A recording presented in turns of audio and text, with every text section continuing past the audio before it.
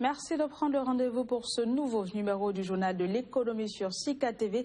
Bienvenue à toutes et à tous. On y va tout de suite avec le sommaire comme d'habitude.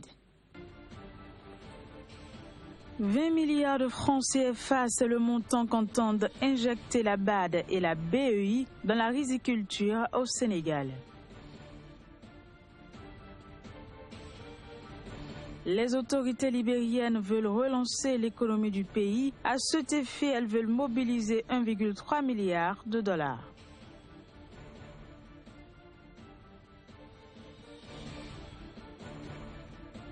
Puis le réseau électrique sud-africain s'élargit. Il compte désormais une capacité de 419 MW de plus.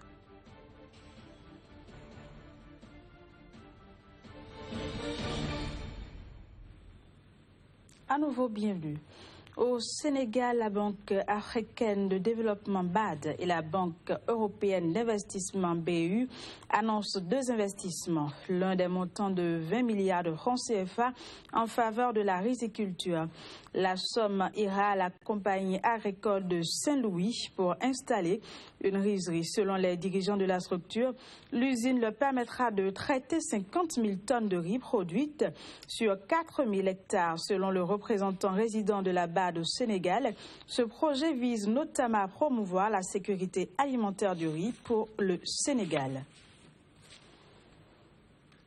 Je l'annonçais en titre, 1,3 milliard de dollars, c'est le montant que cherche à mobiliser le Libéria pour relancer son économie.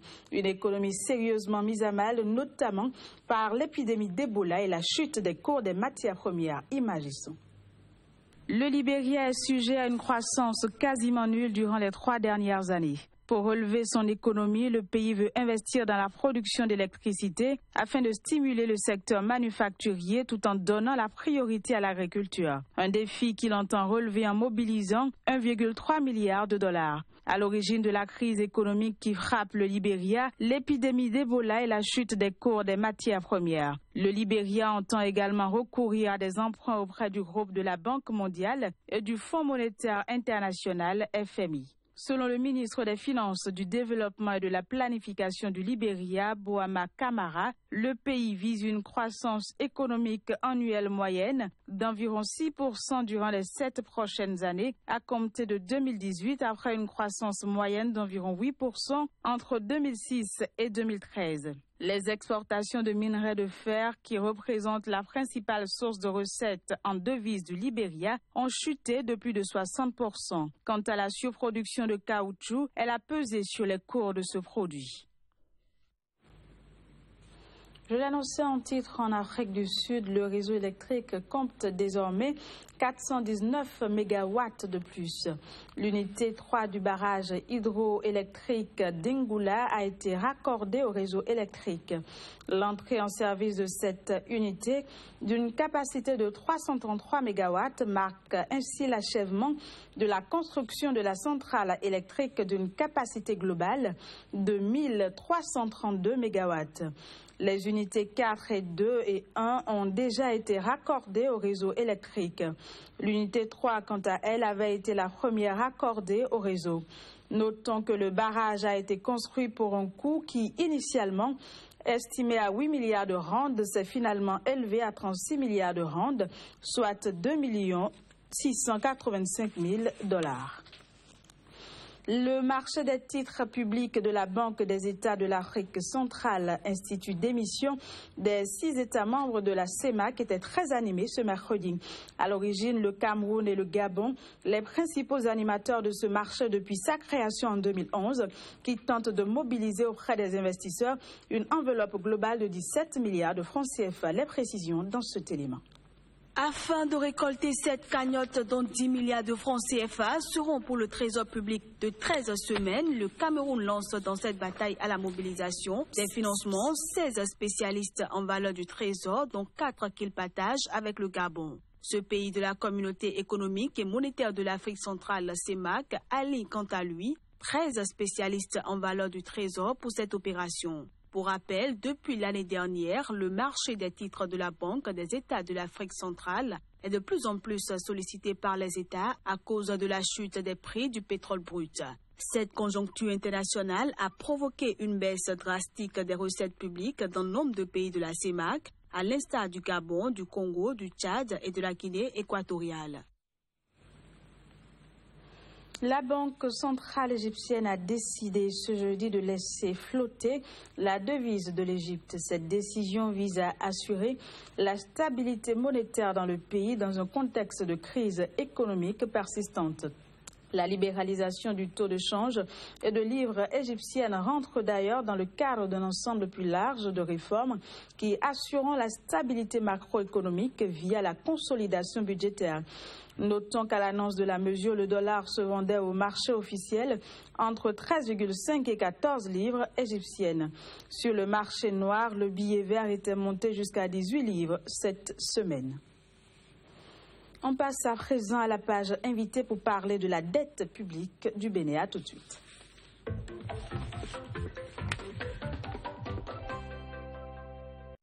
Et les précisions, ce sera avec notre invité Casimir Pédior. Bonjour et bienvenue. Bonjour, génial.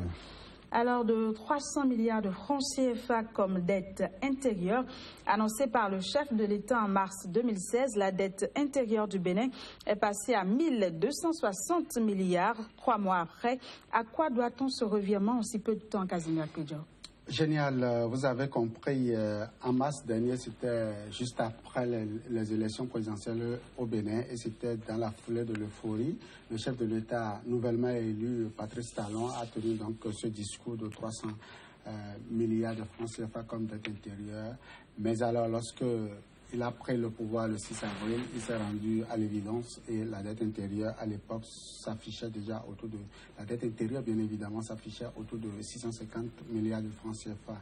Mais alors, entre avril et juin, donc fin juin, bien évidemment, 2016, le Bénin a dû doubler donc cette cagnotte en passant donc de 600 milliards de francs CFA à plus de 1150 milliards de francs CFA pour la simple raison qu'il y avait beaucoup déjà d'intentions que le pays a manifesté sur le marché sous-régional, notamment au niveau donc des entreprises pour pouvoir collecter le financement nécessaire pour sa politique d'infrastructure, mais également pour apurer une partie donc de ses arriérés sur place. Et donc le pays a dû contempler donc a mobilisé donc ses ressources au niveau de l'agence TQMOA et d'autres structures chargées donc de la collecte pour pouvoir asseoir sa politique monétaire.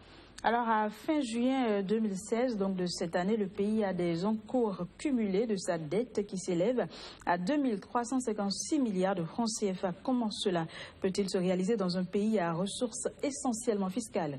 C'est une question qui taraude en ce moment les cadres de l'administration publique qui aujourd'hui sont en train de comprendre un certain nombre de choses. En effet, il faut dire que leur prise de service les différents ministres, je veux parler du ministre du Développement, mais également le chef de l'État, ils ont pris donc la mesure d'un certain nombre de choses en suspendant déjà certains contrats qui étaient en cours, mais aussi en allant sur le marché financier, je l'expliquais tantôt, pour aller chercher du financement pour asseoir, pour terminer un certain nombre de projets que l'ancien régime, je veux parler du gouvernement, des gouvernements successifs de Boni Yahi, ont dû donc des intentions politiques qui étaient donc traduites en actes sur le terrain. Il y avait des chantiers de construction d'infrastructures routières, mais également des infrastructures économiques qui étaient en cours. Et donc, ils ont dû faire le ménage. D'ailleurs, un collectif budgétaire a été donc pris pour pouvoir mieux comprendre tout cela.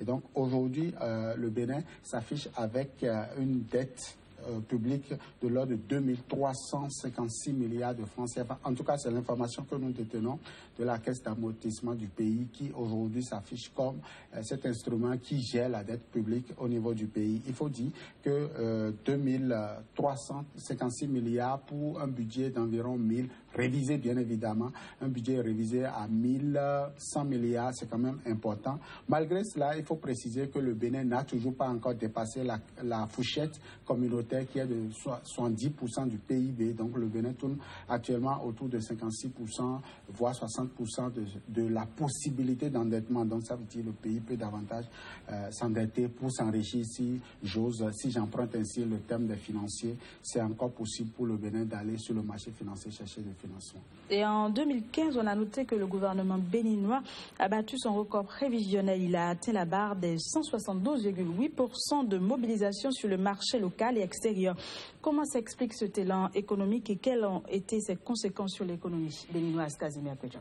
C'est la fin précipitée, du moins c'est la fin d'un régime où on voulait forcément préparer sa succession, le dauphinage donc au Bénin, où il faut montrer la bonne foi du gouvernement, il faut montrer que nous travaillons. Donc le chef de l'État d'alors a pris des engagements vis-à-vis du peuple et il fallait aller sur le marché. Donc ils ont, pour une prévision de 213,125 milliards, le Bénin est allé jusqu'à 800 milliards de francs CFA en termes de mobilisation de ressources. Ça montre que effectivement l'argent existe au niveau de la sous-région et qu'on n'a pas forcément besoin de tendre la main à l'extérieur. Quand je parle de l'extérieur, c'est qu'en dehors du continent, on n'a pas besoin d'aller, par exemple, au niveau des institutions de Bretonne ou de les solliciter pour pouvoir asseoir notre politique économique. Ça veut dire effectivement, on peut aller au-delà. Donc aujourd'hui, je crois c'est faisant foi donc à cette mobilisation de ressources et surtout au regard de cette importance au niveau de la sous-région que le gouvernement a certainement fixé, je dis certainement fixé, ses intentions à 2010 milliards de francs CFA comme budget. Et je crois que cela n'est pas impossible pour un gouvernement, surtout qu'on sait que c'est un opérateur économique qui est à la tête du pays et qui sait comment aller mobiliser les ressources. Je crois que c'est une bonne intention. Ça montre effectivement que le Bénin peut véritablement faire confiance à ses partenaires techniques et financiers en étant solvable déjà et aussi en réalisant des projets véritablement structurants pour que le développement soit des nôtres, pourquoi pas pour que le pays dans 10 ans s'affiche un peu comme la Côte d'Ivoire, le Ghana ou peut-être le Cameroun qui aujourd'hui s'affiche comme les locomotives au niveau de la sous-région. Merci beaucoup Casimir Pédia. Je le rappelle, vous étiez sur ce plateau pour parler de la dette publique du Bénin. Merci beaucoup pour toutes ces informations et précisions que vous nous avez données. On se donne rendez-vous pour la semaine prochaine, vous et moi. Toujours avec le même plaisir. Mesdames, Messieurs, vous l'avez compris, ce sera tout pour ce numéro du journal de l'économie que j'ai eu du plaisir à vous présenter. On se dit à très bientôt.